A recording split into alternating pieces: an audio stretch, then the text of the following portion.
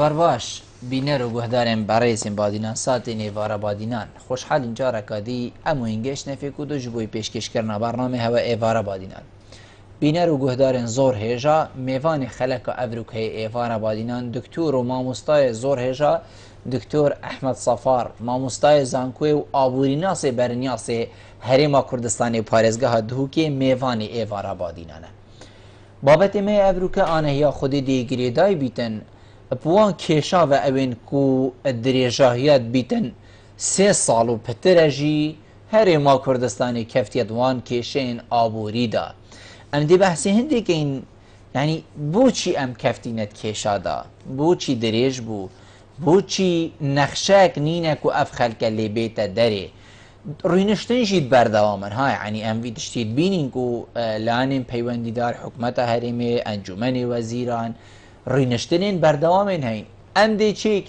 دی چیکین باور بکه خلق الهوا چد بینید الوی حبر سر ورقی زیده تر تشتکی دینا بینید خلق همی بی هیوی بو سر چه روینشتنین هوا ام دی بحثی هندی که این کنگی حبر سر ورقی دی جیبه جیبید بو چی حکمت هرمی کردستانی و لانین پیوندیدار بخو سر بور الهندك ولاتا ورنگرتن کو بشین خلکی الفی قیرانه قرطال بکن بوچی ام نشیان وکی حکومتک عراقی کو گلک جاره ام بجین حکومتک بیسر و بر پرتو بالا و گندال السری حتا پی بس بوچی ام وکی وانا جی نبوین موچه بدین پاداش بدین هاری کاری بکین قراب بدین و همی شولا جی بکین بوچی افتشته همی چه نبون حقیقت کلک آمازنه فمنو هوا همیا ام دیدی برنامه دا بحث سرکین دکتر تو قلب خیراتی سر شاوا افرو بو ایوارا بادینه سپاس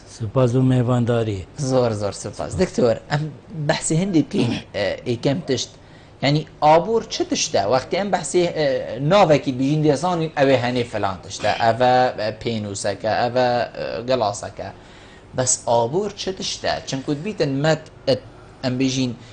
جهکی گلکی بارتنگ دا سحکر بیت آبوری بله حقیقت از وکی زانست وکی اکادیمی پیناسه دمه آبور زانسته که گرنگی بچید داد چوا دی مروف یان حکمت یان اداره دی بچه ریکاشید او سامان و ثروت و موارد و دهات البردستی او سنوردار محدوده دی چوا بکار اینت بو هنده پترین پیداویستت خو دابین کد که او پیداویستت که روزانه زیدت بن و جورا جورز بن عربیت بیجنه که زانسته که گرنگیت چد دی چوا یعنی موارد محدوده و حاجات متعدده دهات مروی که مسنور داره بدویت مروی روزانه زیدت بن و تشنی درد کبت آبور او زانسته تو دی چواب کار اینی اپ مواردید کیم که تو دی پیدایستت خود دابین کی ویجا اف آبوره دیتا جهینان پریا چند سیستمه که سیستمت آبوریه هی ده سیستم بازار آزاده هی که دور حکمتی دور چاودیریه دور که در کرنای آسایه و دی سیک آزاد بد بریا عرض و طلبی توازن دی چه بد کرت تایبت بیرات بد و تا سیستم مرکزیه هی که حکمت بخو او برهم داره او مالک همی فاکترت برهمینه و اول سرپلانه که دی کاری کد الویر ری نایدت ناتا کرت تایبت سیستم سیه او نوکه تقریبا عالم همی سرشود کد سیستم تیکله یعنی بازار آزاده الگل هنده کرتال هنده کارا اوید کو حکمت بینید کو برجواندیا نتوی انه حکمت بخو سرشود کد و کاری بیبکد اوه پیناسه کی اکادیمی بو آبوره آبور الکیوه آبوره دلکتی الگل خاطنا مروبی سر بی عردی هر وقت مروف هاتی مروفی کشا آبوریه هی چا مروف ده شید پیداویستت خو رغباتت خو حاجاتت خو دابین کش او دهات خو یکیه ام كفتينات قيران دو ام بس بحث هندي جيب كين كا قيران بوشي تشي وام همي خلق همي زانيد كا قيران بوشي تشي يعني بله. حتى بيتن اوي هشتا هما فامل دنيا يجيب كده بيشتن ما چه پلان نبونو ما چه نقشه نبونو حتى ديماي بس ام دي بيجين بوچی دریج بو یا چه بو ام دی سحکه ندیف دا که ام چه بکیم بوچی دریج بو تو باور بگه گلک خون بو خلکی هاد ندیدن دکتور باور بگه خلکی گلک دیوار جل سر و خونا چه کرن اوش لای برپرس و پیوندیدار و حکومت و همیا به هاتی ندانن بوچی دریج بوش نزانینا ما بو یا جیوتشتک ام بیجین واقعی بو دریج بو بله حقیقت دیتنا من تو زانی که بل اوه چرجار امرینشینه بله و استودیویل سر آبورا کردستان و گلک استودیو اندجی و عراقی و مثل قیران آخر تو هر جار ام گلت اشتا دوبارت کن و هندک تشدی اوید نیتین ام کد بیجین تاویجین است زور جان الدست بی که وقتی قیران چه بوی ام الوستودیو مگود علم زانست بیجید وقتی قیران آبوری چید بید ادبید جورکی عملیات راسته زور بید البیرانه ادارک امد بیجنه ادارت ازمه اداره قیرانه چه بید او اداره يعني بهمي تايبت مندية تخصصات تدابن وحكمت بشتبانية وإدارة بكت تمام بهمي پیداویستیت وانست بوچی اوه يعني ام بيجم برنگاربونا قيران دوید ایک تو قيران جيگير كي يعني تو ام چل بيجن تحدوده كي راوستيني مازنتر لينه هي کارتی کرنای یا خراب برفره تر نبود زیده تر نبود دو دی چه پلان تهبن بو چاره سر کرنا قیرانی چونکو هر روز اکثر قیرانی بچید کیشه زیده ترد بن او کیشه بچی کیشه ماصر جید بن و اف کیشه جورا و جورن يعني نه کیشه آبوری بترینه نه دارایی بترینه یه جواکی و یه نفسی و یه دید کبنه سر و اوه بتا تقدانا جواکی حقیقت بوچی منشیا و بسیارات بوچی دریج بی بله. ایک اف جوره نه هاته چه کرنه دو چه پلانت ام بیجنیه زانسی و یه جدی نبین کو برهنگاریا قیرانی بکده بالضبط نوع ام نابیجین خمساریه بس سستی هاته کرنه وصا تاته برچاف کو اف قیران بصانایی او دیزی چاره سر بد نه دست پیکه و بری قیران جی چه بد اگر بیراته به جاردی هش بری 2013 مجاره که بحث آبورا کردستانی کرد ما قلت اوه نه يعني تشتاك مثلا مروف پیش بین کد یا تشتاکی اوه شارزایت بیا ویدو دیدن زانست ود بیجه زانست بیج اگر ابرو تا دهات گله کبد و توی دهاتی تو صرف کی تبذیری کی تو هزرا مستقبل خونه کی صبح او دهات نمینی تو دی کبی قیرانه اما توی وضعی دا بین ام توشی نساخیا هولندی بین هولند نوکت زانست آبوری دا طلبیت مد خوینن بیجه مرض هولندی نابین سال 1900 حتی 1905 هندک بیرت غازه و غازه به هولند بحر آلاسکا درکت او منطقه بن کنترل آوی دهات گلک بو جهاد وقتی او دهات هاتی حکمت وصا بو دیار بکو زنگینه و زنگینی آویش تشتکی بصاناهی تید کرتید آبوریت راستقینه حقیقی وکی چاندنه وکی گشت و گذاره پیش از اجبیر کرن هیلا خلکک بیموچه خور عینا وکیمه حتی 1905 دمی او غازه خلاص هشیار بین سر آبوره کی لاواس او آبوره ریعی او ریعنما ایدیده چوا بس اوان پلان دینا اوان زانست بکار اینا خلطی نیوارجی بو بله استفاده گله مفاشوه قیران دیتن آبورا خود چه کرن اونو کمید بین هولنده ایک شولاتت پیش کفتیه بسش روژه که ساله دا که روژه والانتاینه ابا روژه حجه کریه بله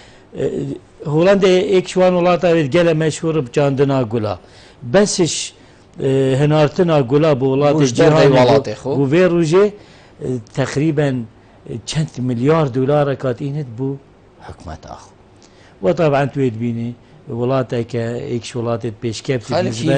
رفاهيتها مروفي ام تو شيوي اي شي بين حتى انو ام خونا حسينكو او دهات بومتات وقتی دا ما قلت دهاتك بوميش بغدادت راست ما ترسي داره بوچي چنكو علاقتا ملقى الحكمة بغداد هردم ويد خطورته دا دو ما پیش بستن سردهات غازب تنیکر ما کرته دی همی مراندن خلکه کرنه موچه خور مصیر خلکی هاته گریدان بوریه کی شلل کرن ناف مالت خلکی اما زانین گاز بهای و میت سر بازار جهانی گازه بلندت بتونزمت بد و ام ملتکین ما نیار گله که تین چار رخ ما نیارن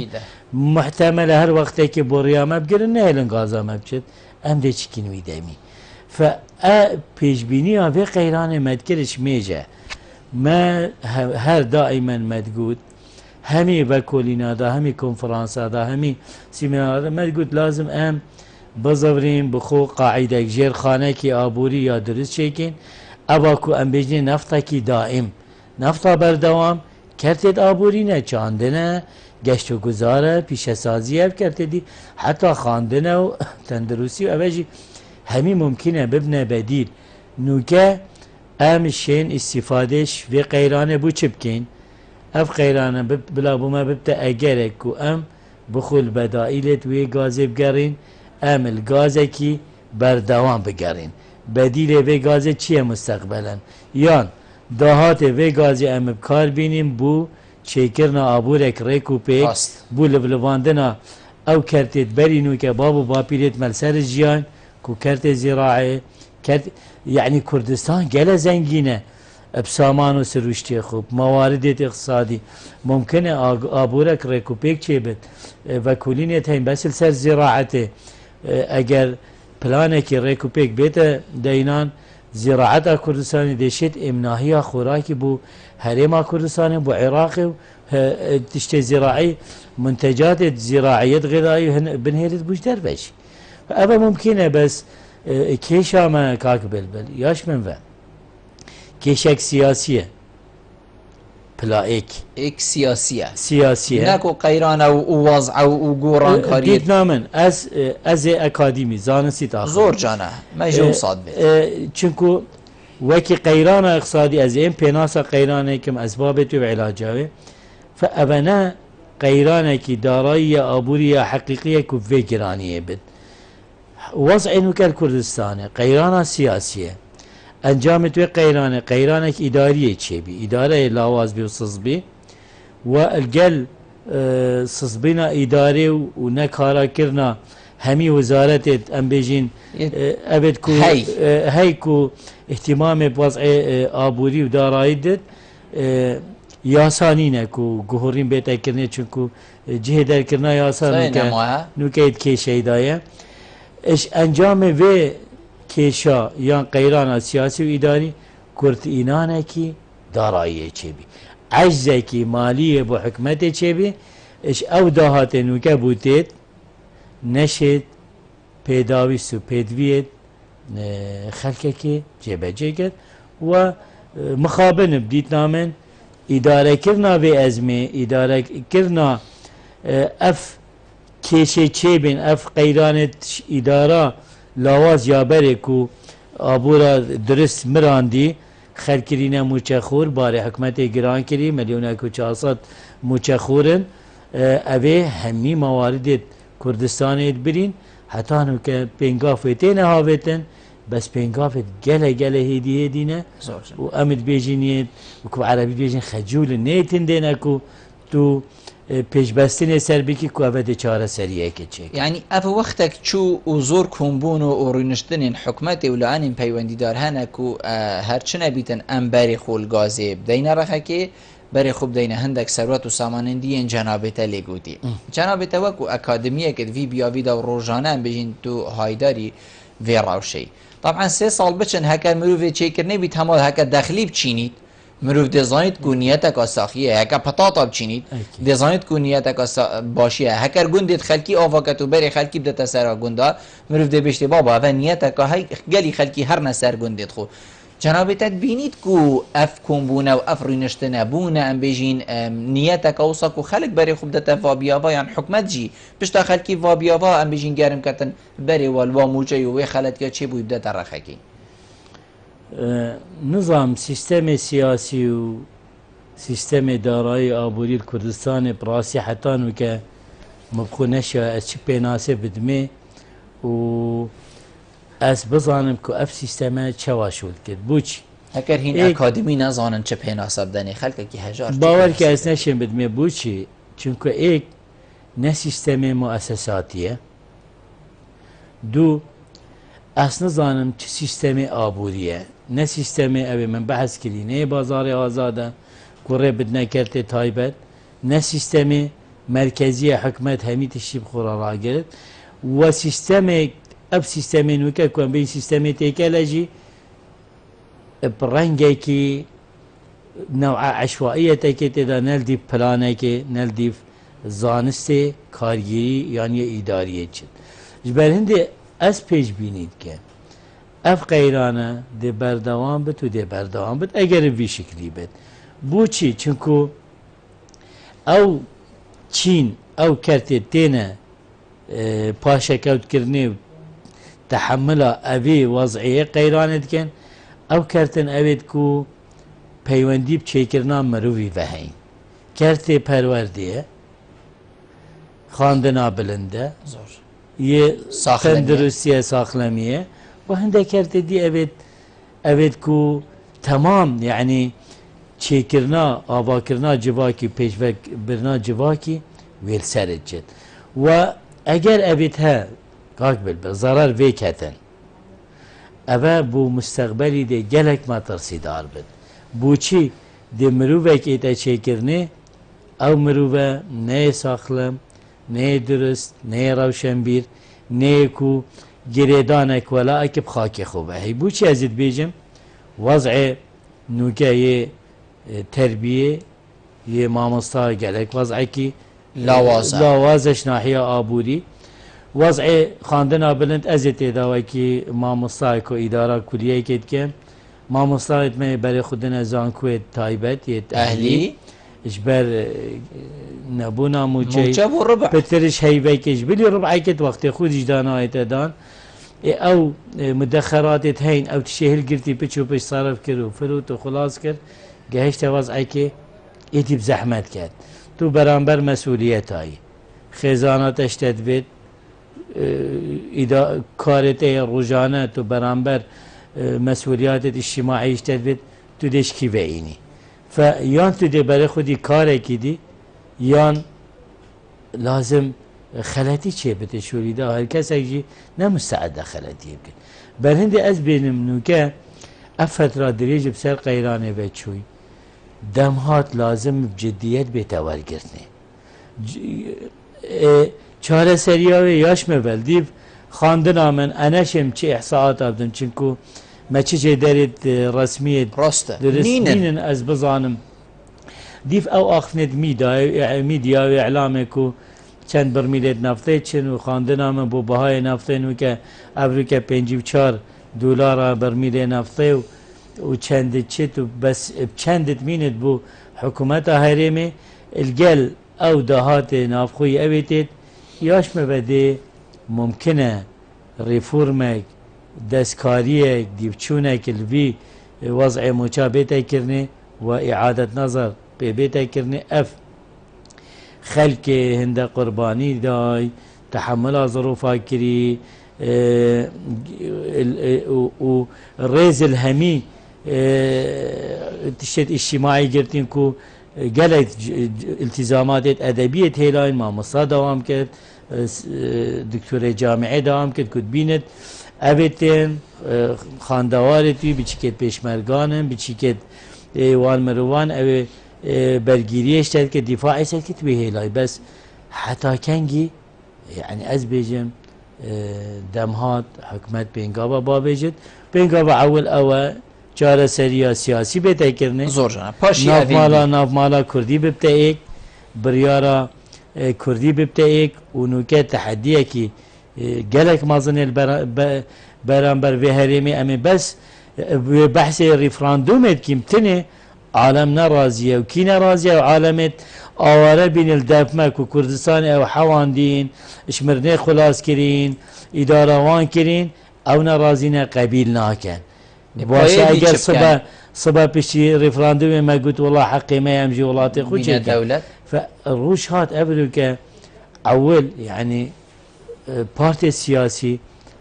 قربانیه بدن تنازلات بد ببنه ایک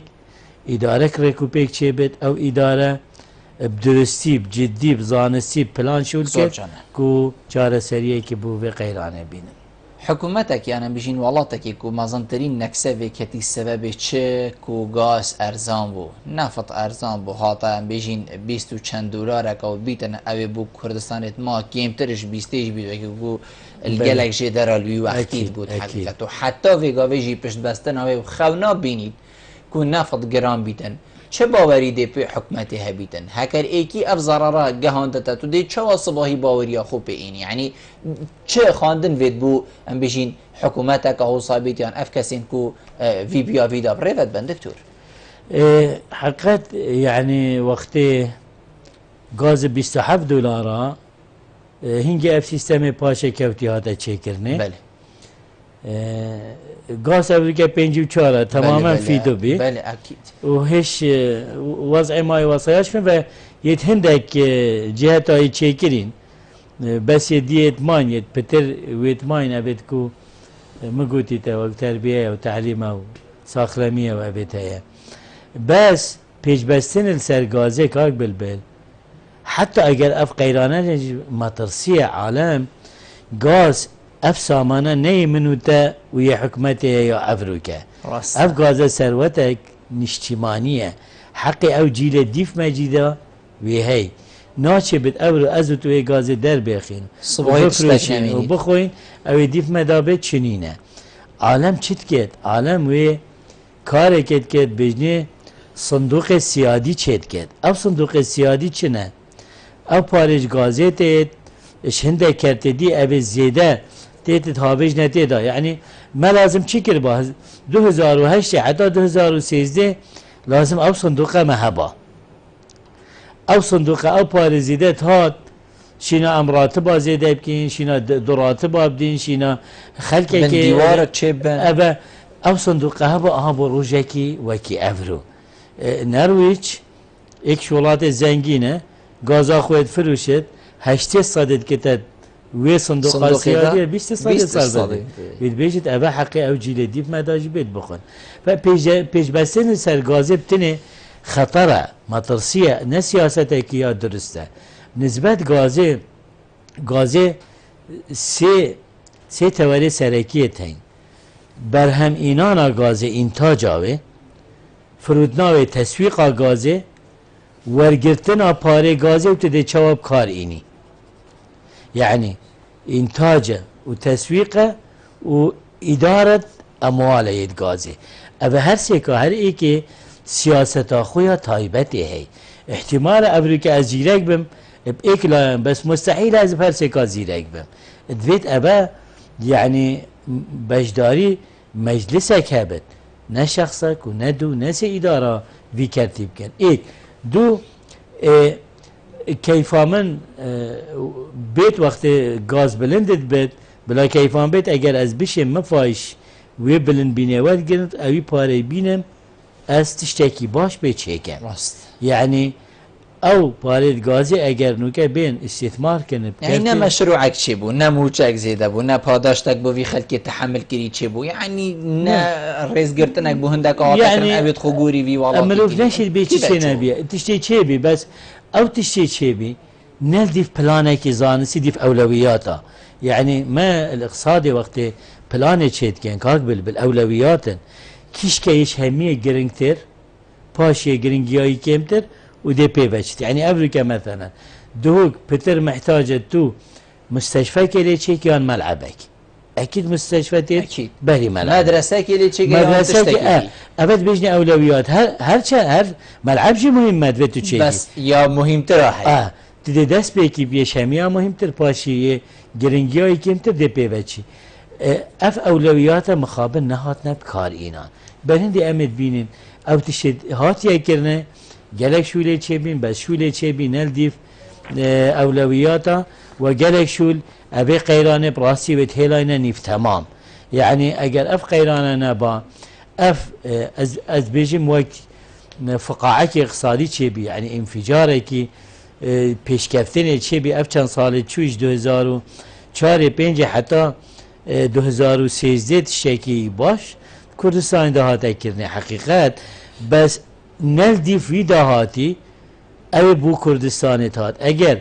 اداره کرنا وی دهاتی رنگه کی زانستی با زانستی با پلان اول ساله سر مرا بوده اولویات او از بوتت بیجم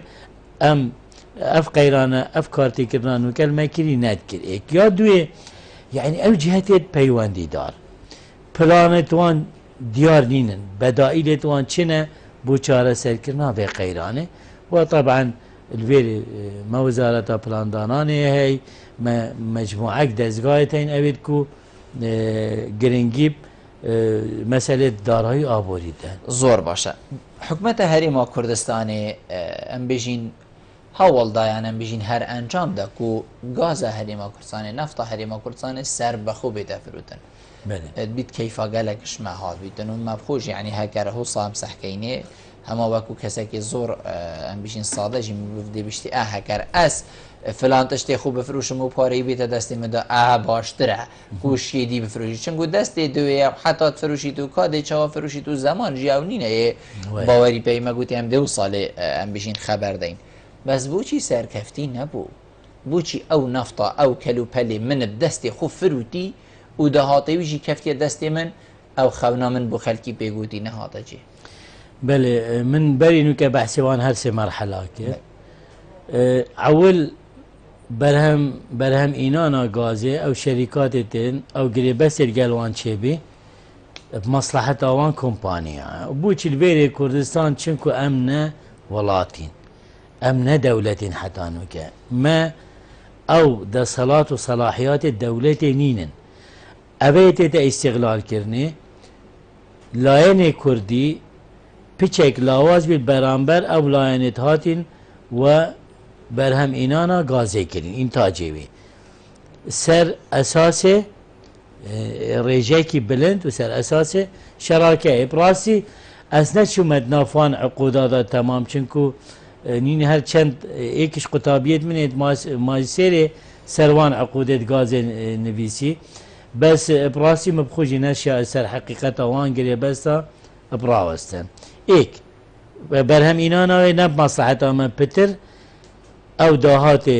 گازی وی بوان کمپانیا اوی بو کارت سر کرد دو فروتنا گازی تسویق عمل بیجنه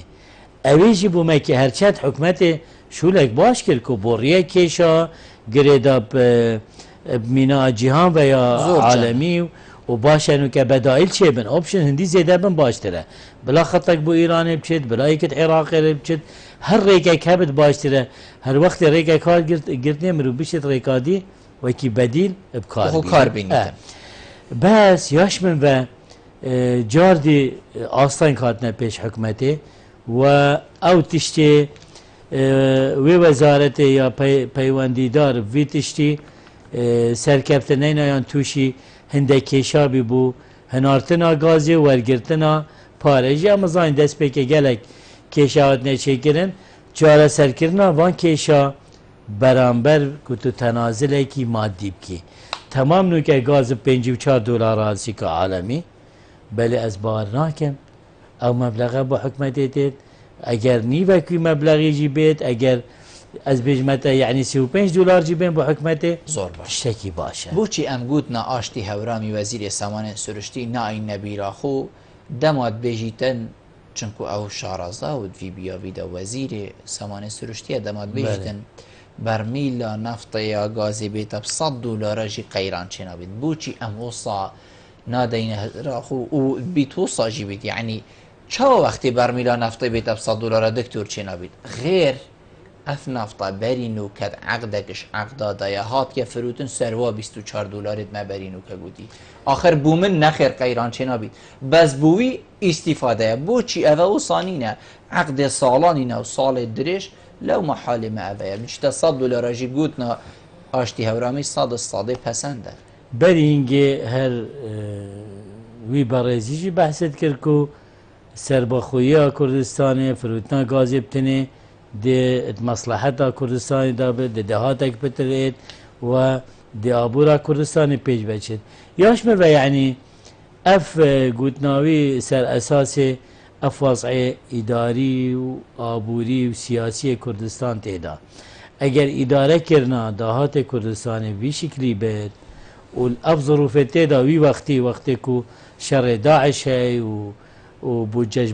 بغداد بوجامه هاتی براندی و گازی هاتی خاره اتبی وضعی داتو زانی گوتنا شخصی که مسئول وقتی بیجد اول دی بی اکید بیجد دی فنده ظروفات آخبت او ظروف احتمال او زانی چویه احتمال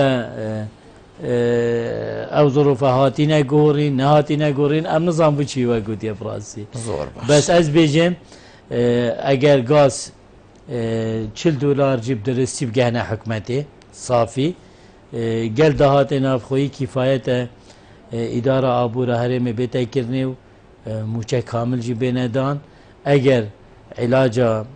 مسألة جندليا بنديوارا بيتا كرنيو زور باش اف مسألة دو موچه و سه موچه بيتا علاج جنابتا بحثی خالکا گلکا گرین کر کوفی گاوی حکمت هریما کردستانی از باوری مبهمی هیزا خو کار سر کد دو موچا راکت کاسی موچه نزیلتن راکت بندیوارا راکتن و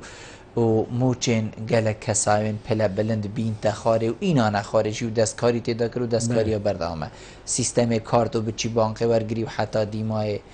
اودی چندش ام بجینش قیرانا ویگاوش روشا ویگاوی آبوریا هریما کردستانی گورانکاری تیدا کردن هکر درستایی کفتت باری جیب جیگر ندا امد بیجین میلیونکو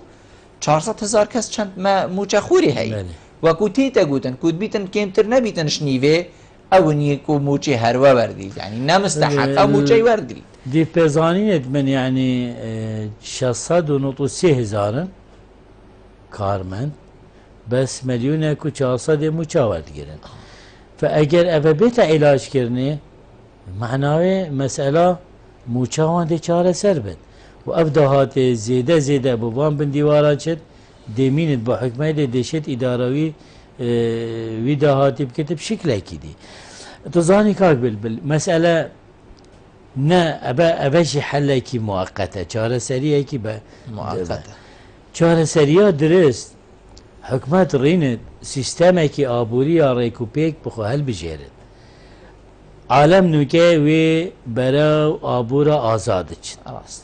سيستم بازار آزاد يعني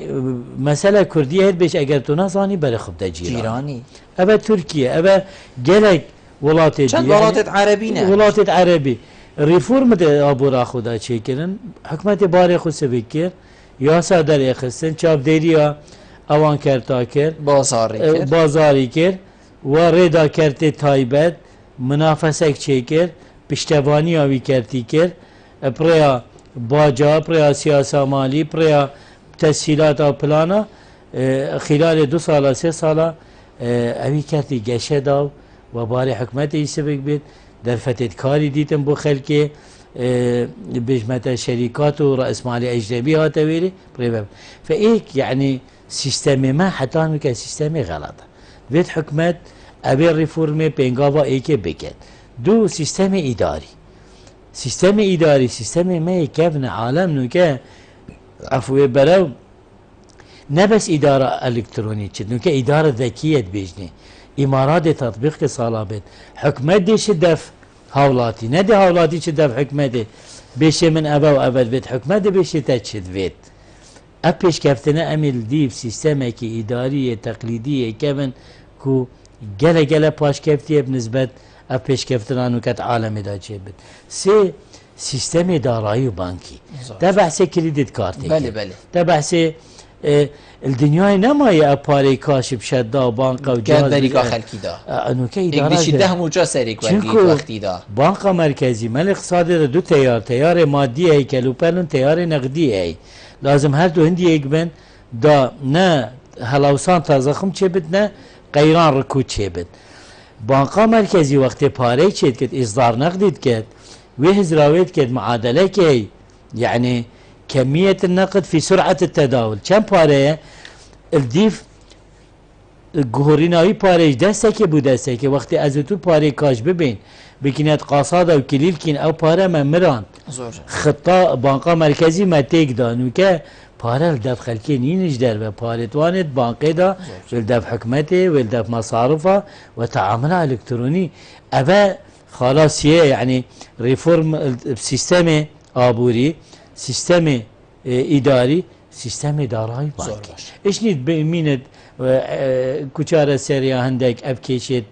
كو ريجر البيش كافتنه وكي جندليه اگر يا دارایی بد اگر يا آبوري بد اگر يا إداري بد هر نوعي زور باش سيستم كارت ام حميد قالين بس تشتكي دياي موجته ويغا وز بحثي توخوكم يل حكمتي موچه من جي هندي من يل حكمتي كاتشنده بحث موچه نكي انا ساخد ما قلت بحثت كي مخابل دكتور ما نبيد باوري ما بحكمتي هبيت حتى ام بيجني بابو اف كارتا تا وما تشيكري ام ممنون باور بكده كارتا بو منو تا تشيكن ما او باوري بحكمتي نينا ام يباري بجا اجازه يعني خلقه كي باري هشكي چوكريات بانك دا ابروكا بانك انا دا بي كانجي حكمت ويد باوري تشيكت پاشی بشته خلکی بابا من اول کارتک مداتا پاشی تو اره پارا بالضبط او باوريه مخابن بانك رسميه حكومي نما او بانك نوكا امنا بيجي افلاس كريم بس بيجي تعثر تدا تشبي نشت بواجبات خو رابط برامبر عملاء خو اويدكو كارت قال كري ايداع باري كريت ايدا ومساله باري اصلا سر تراستر يعني سر باوريه ثقه بله باورينا ما باوريه ناظفرت فتره دريج وقت بيدوين بس بانك اهلي دوري خب درس رابي هاتشي باري بانك اهلي دا معاملات توان درستن كل ورقتي درسته فأفا ممكنة أفاتت بيجي چاره سرياوي أوا كو أس أو دي حرية آزادية من أس بخراسي دي خب بانكيش بانقي ياوي أو موچه تحويل كتا أوي بانقي وأس دي تعامل نوك أو بمصرفة قال بانقا حكمتي ناكم بانقا أهلي أو من باوري بيهي مخابن مفروضة بانكت حكومي باوري بتر بها بتش بانكت أهلي چونكو بانكت حكومي پشتوانیه هی حکمت امکانیتی هی بانقا مرکزی الپشته یادینه شرط امریکا هی صباحی کارسان اکسر فالفيل العراقي مخابن برافاجة شد بد الهريمي وصل شيء باحتمال عراقي شكله جديد تعاملت تذكرني وشنكو عراق فرقش مع عراق ولاته شر داعش چه بو و هادنا آوارا چه بو خلقه که ام بیشنشتی اصلا بخواه به تقصیری بس ام بیشین چند اوه حاجتك كو يا مقنع بيت كو حكمت هريم كردستان بيجيتن بر هاتنا داعش بر هاتنا آوارا لو ما روشا ما آبوريا هريم كردستاني كفتت في بيا في دا اوي كو فيغا في ام همي بحث لتكي باور که يعني تيرورست داعش وافهرشا سر كردستان چه بكار تكرنا كيريا موضوعي يا نفسي وضع يعني بري او بين خلقك كردت مهاجر بتشوجدر بس زبرينه اوان واكر او بتشنو يترفيريجي بجتر او بيلا چبو هم ياديدي بري هادنا اوارا خرابيت وان وبارگراني هبين سر حكمتي بس باشيت خوشي هبين يعني اف قيرانا چه بين لبلواندنا سيكي داخازي سر سيكي ريجاكي گلك جي اوان اوارانه خاصة او كموچتوان بوانت هاتن نه يعني موچت ما تقسيمي 4 بينو تقسيمي 2 بينو تقسيمي 3 بينو داخازيت مال سر سيكي بي وقت كيم بين او بديل بين هنجي او ايك يا دوي خلق خاطت كاري دا بهاي كاري ارزان بي يعني كريا روجانا كريا بلي رخك ديبه بالگراني بي كو اوانا وكد بيجن امناهي لازم بوان پیدا به جه بوان پیدا به آف كهرب پشتکدار بوون پاریە ڕۆژانەدا. پاریە ڕۆژانە یعنی باشی و خراپیەتوان هەبێن بە کوردستانê بەس بە ئەس بێژم بارگرانی ئەوان و خراپی ئەوان پتربی بەس ئەف وەزعە دەستێوانەجی کو قووە قاهرە ئەم ژێت ئاوارە بین ئەم چەند جارە ئەم ئاوارە بینن ji dervey Kurdistanê û Iraqê û her daxilê Iraqê çend sala parêzgehê Cenûbê 16 sala min rimadî bîn em aware bîn wêrê bes ne vî şiklê nû ke ev ededê nû ke tanzîm rêkxistina aware yani em aware bîn li Îranê em min mueskera bîn orduga bîn memnû bî em biçîn ji derve şûlkên em daxilê ordugayê bîn em derketîn çend ku pêtiviyê te bû te tînan tu awareyî vê tu heftiyê çend saetek waraqê em derketîn em da çîngerên çîne ji derve ew pêdawîstê xwe kirîn em da zivînin ve bes evel vêrê hate vekirinê îdarekirinawan yaş me ve me xêbire nebî em bizanîn baş îdare zor baş doktor بۆچی حکومەتە عێراقê مەفلس نەبوو حکومەتە عێراقی عێراق چونکو دەولەتە عێراقê سوڵتانەقدیە دەستدا بانقا مرکزیە هەیە ڕەسیدێ پارەیە هەیە ڕەسیدە زێڕی هەی عێلاقاتێ دەولیت هەین عزوەت چەند مؤسساتێ دەولیدا عێراقê بەرین و کە ڕەسیدێکی گەلێکە بێ و عێراقê ئیستیهلاکاوی ڕەسیدیت کرد ئەو ڕەسیدێ پترش 90 ملیار دلاران وکەی هاتی ئەدبێژمت بیش بم پێنجیادا بەس yaş min ve yani Iraqê tiştê baş kirî ku nêzîkî mûçet karmendê xwe nebê ev e hêla ku wekû dibêjin xelk berixibite hikûmeta Iraqê ku îdara diristtir Iraqê pariye xelkî jê wernegir ev seda kêşeyê heye seda muşkîleyê heye ev dahatê زور أبي بو عراقي تيت أفغان داليا هندا مازنات عراقي بري يعني جندلية الويرة هي ويرة جي هي بس مروف منصب بد جندلية الكردستاني ناشي بيت مقارنة كرني بياوان رست يعني ياوان تشتكي خيالة بس چنكو دهاتي وابترا وأوش مجي بلي دهات بترا ريكت هنكو أو قراور جرن احتياطي هي باقة مركزي مقدة توجه كارتينين بس تبي رجاء موچه خوراجي يا كارمندا وك رجاء قالك يمتلش كردستان يعني ام بيجين 4 مليون 5 مليون مليون كونيف موچه خور يعني اكل سرسيه تقريبا بله هل سيمروفا ايكه افنين الدنيا استاندر هيك خياليه ابا عراقي ابا قالك يمتلش فيه يعني بيجن دولة 4 حتى 5 مليون 3 مليون ريجة فرقة مانا بشكلية فبردوامية عراقي نا دليل هندي اكو عراق بك حكمات ناقاندل ترى يعني بتر بيجي ترى نعم نابجين قاندل ترى ناقاندل ترى وبيديالك بترجي بله بس تمينت مؤسسات التشريعية رقابية عراقية شولت كان برلمان شولت کرد و گازی وزیرات کرد و مسائلوان کرد و وزیرات درت اخت و وزارت همیه کار خود کرد و مراقبت کرد و یاسا درت اخت شول و دوام پیتی تکرنه و او برلمان نهلای حکمت حتی نو که دستکاری موچه خلقه کب کرد بالعکس ما تدید او زبرین و میسر موچه همین موچه کوید 3 سال روزک ایجی دوام کرد یعنی کمترش 20 میلیون کاتشتاک اوصای گلکی کیمار بله اما ما فی یعنی حکومت چه خیر گل نکریه زور باش دکتور تیتا گوتن که حکومت عراق یال ام بجین احتیاط خود او پاره احتیاطی هل گرتید بانک نیو دولتی دا ان بانک ناف عراق دا عراق ابروکالیالویت خود و دی روزا کیتن دی الوضعی فرمانبر دی گلک الیا هریما کردستان خرابتر لهیتن همان دم دا عراق یا قرات کتن الولاتین ام بجین ابروکا کو پاره هی و قرات دن عراقی برنیاس جی کو ولات ابروکا قرات دن عراقی دی عراق سرافا قرا وی ام بجین احتیاط هل گرتی دی توجی قیرانه بیتن کو ام بجین قویت خلکی گریا خلکی دا بینت داری چند ابر راسته بله اگر دی فی وضعینو که به تو ریفورم چینه به تو بس ویش بینه که عراق خملاندن آگازیل سر چندی کرد چلو؟ ادبیم 44 دلار کرد 54 بیجا 44 ویگاوی چند دلار زیده بو 10 دلار زیده بو او كيمو زيدا يعني عراق وقتي دا بري چند سال اجي وقت بودجه چكري سر نوتو پنجا چكر غاز ب 120 اجي چوب 110 اجي او صندوق كبير احتياطي فدرالي نيويورك بعراق باريزي دا چوتي دا شوي باري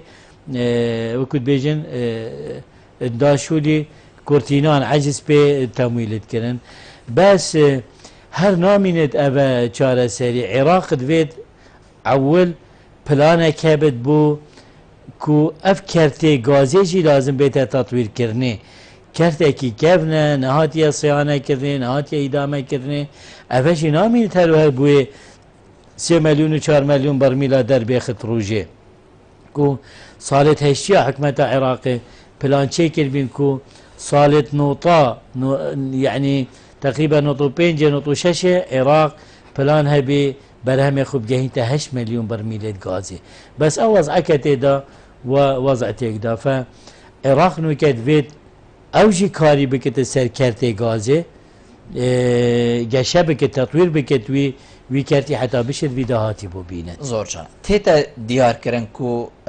عراق و هریما کردستانی هم بیشین دی آبوریاوی گشی کتن دوا سالین بیدا 2017 و 18 بیتن حتی بیستی وی فشی انشاءالله بله تیتا گوتن اوه حتی دوهیجید گلک راگهاندن دا حوصا هاتا دی دیار کرن کو دی تشتکی حوصا ها بیتن و دی گاس هم بیشینش پینجی ابو شیستی بیتن ادوی ما بینی دا بیتن بیت کمتر لی نهیدن جنابتا چه پیش بینید که تو بینی که فعلا بیتن آبوری حریم کردستانی بحیث که بیتن روشا ویگاوی نمینیتن عراق جی هر واسه آبوری بحیث که بیتن خودی که بل وقت امید چین کنفرانسا و امید بینین سر کنالت میدیای اف کنفرانس چید بین گشت و گذاره و جاندنه و سر کرده دی مرو بجد خلاص هما دي در همه درسته بس آخفتن شکلک و فعل شکلک دیه بله یاش من و افتشید من گوتین يعني اگر نه اینا کرنه او آخفتن دیمینت وقتا گوتی سروی ورقی کنگی دی او آخفتن جيبه جيبن و دی فعل حقیقی چه بد من گوته ده سیستم آبوری دوید سیستم اداری دوید اداره قصدا من یا تایبتمند يعني کرته چاندنه دوید اداره خود تایبتمند چاندنه ید کو ید فنی و ید سیاست چاندنه زراعی جی بل همه هی فنیه هی راسته ید سیاست زراعی جهد گنوینی اقتصاد زراعی هی بله يعني دي چوا ابي كاتي پیش ببن عينن وصا يه گشت و گزاره عينن وصا يه پیش سازی همي کرته دي اوه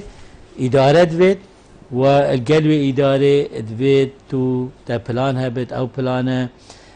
دم خدا بين جيبه جي کرنه و گلک باشه حکمت اگر مفا جوی قیرانه ورگد بد چونکه هندی مدگوت و مد آخر کسی بار ند کرد يعني وقتی مدگوت احتمال ام توشی قیرانه بین کسی بار ند کرد قیران کردستان چید بد گلک گوت اما قیران چی همایید خوینن ما چی قیران ندیدین حتی ام توش بین وقتی مروف توشی کشه کد بین مروف بعقل اوه کو اوه کشه بخوب کتا عبرات جارک دی توش نبید فأوه قیران ام بظفرین اسبابت وی چی بین بو چی هم کتینه ادبیجن سيتش هابين ايك عراق بوجيش مبري راسته دو تيرورست داعش سي غاز بهاي باش غاز ابي زفرت ابي فتره كجي جيرت نا بين 5 و 5 لونه تقريبا مستقر البيلي خبراء غاز توقعت كان ابصال اهميه الفيسع بقت شيء يعني شيء بو 5 داعش شكر بو خديو و پیش کفتن و سرفرازی و سربلندی بو پیشمرگت قهرمان و اشهات اشکاندن و امشوی مطرسیه خلاص بین مالویری مسئله بغدا اصلا مسئله بغدا وک حکمت هرمی بریار دا و اف بریار بدید نامش اگر اجیبم ازد بینم انه بغدا ایدی نوید بدرستی هرمی پسر دیه اوان جی نوید ما جی نوید فباشا ادمينت امو زيرك ياخو ام ديشين بفي دهات غازي ودهات نافخوي افلفاندنا وان کرتێت ئابووری و ئەم ڕێ بدین کەرتێ تایبەت و ڕێ بدنەوە بەرهێنانە بیانی بێت ناو کوردستان ئەم ئیدارە خۆ بکەین ممکنە ئەگەر مە ئیرادە هەبێت مە پلان هەبێت مە پشتەوانیە زۆر باش دکتۆر دایم من هەر هەندە بوو هەگەر جەنابێتە پەیوەکە دیمایی کەبی تووشەی کەرەمکەی واللهی سوپاس بوتە بوو vê mêhvandariyê babetê aborî plasî babetê hesas in û nefsa demî da giring in bo xelkekê jî bu me hemiya taybet ev kertê zêde zêdeyê mûçexora evêt ku mûçetwan kêm bîn rojane bêjne me gileyê gazindar me dikin dê çil weziyet hîn çi dibînin dê çilê êdî em xwe jî birasîn fe umêda me ew e înşallah bi demekî nêzik ev qeyrana çareser bibe destkarî bê tekirnêt mûçet vê xelkê da înşallah wez ewam zibiret berew başî xweşiyê biçin دکتۆر و مامۆستایە زۆر هێژا زۆر زۆر سپاس بجەنابێتە کوتم mêvan بووی gelme ڕوونشتن gelتە cihê serferaziye سوپاس بوتە jî serkeftî bî înşallah زۆر زۆر سوپاس بەێ بینەر و گوهدارێن زۆر بەڕێزێن ێوارە بادینان زۆر زۆر سوپاس بە هەوە کوهین بینەر و گوهدارێن مەبوون ماڵەوە ئاوا